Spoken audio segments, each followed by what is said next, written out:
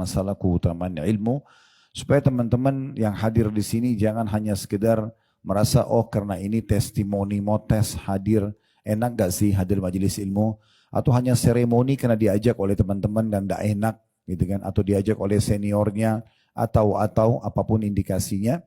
Maka harus Anda fahami bahwasanya kita lebih butuh dengan ilmu ini, terutama ilmu agama, daripada makanan pada saat kita sedang lapar, daripada minuman pada saat kita haus, daripada tempat tidur pada saat kita letih, daripada obat pada saat kita sedang sakit. Kenapa? Karena ilmu agama ini akan memandu kita mana makanan, mana minuman, mana obat, mana tempat tidur yang boleh dan tidak boleh. Maka kita lebih butuh dengan agama ini dari semua itu. Jadi jangan teman-teman sekalian menuntut ilmu ini hanya dilowongkan kapan ada waktu. Enggak, memang harus ada waktu. Memang harus terbentuk komunitas kita di mana kita selalu peduli dengan ilmu ini. Memang kita pribadi tidak mau melewatkan satu hari tanpa ilmu. Ini sering saya bahasakan, agar kita bisa istiqomah dalam agama ini butuh 4 hal. Yang pertama ilmu. Harus selalu dengarin ilmu.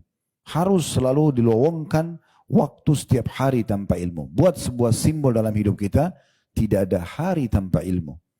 Di masa kita sekarang teman-teman sekalian, handphone kita ini sudah menjadi perpustakaan berjalan. Rugi sekali orang kalau di masa sekarang tidak pintar agama. Di masa dulu Imam Bukhari rahimahullah harus menunggangi keledai 1 bulan menuju ke ujung wilayah Irak hanya untuk mendengarkan sebuah hadis. Imam Ahmad rahimahullah pernah melakukan perjalanan sebulan hanya untuk mendengarkan sebuah hadis, kemudian beliau pulang lagi ke negerinya. Kita sekarang bisa baca ribuan hadis dalam 1 hari. Bisa mendengarkan ratusan ceramah dari para ustadz-ustadz kita dengan handphone kita. Bisa sambil duduk, bisa sambil baring, di kendaraan bisa dengar. Apa alasannya untuk tidak menuntut ilmu? Sementara agama kita adalah ilmu. Kalau orang belajar ilmu, teman-teman sekalian, dengan sekali pertemuan. Saya kayak gini kita ngajian. 1 jam atau 2 jam kita kajian. Tiba-tiba kepala kita lebih besar 2 kali lipat. Kalau kita mengaji lagi nanti malam, lebih besar lagi. Mungkin repot kita untuk belajar. Karena kepala kita selalu makin besar. Tapi ini tidak. Kalau mulai dari bayi kita belajar agama sampai kita mati, kepala kita begini-begini terus. Gak ada hubungannya. Bahkan sudah ada penelitian ilmiah, ada urat saraf di otak manusia, itu bisa menampung semua buku yang pernah ditulis di muka bumi. Kalau Anda mau hafal semuanya bisa.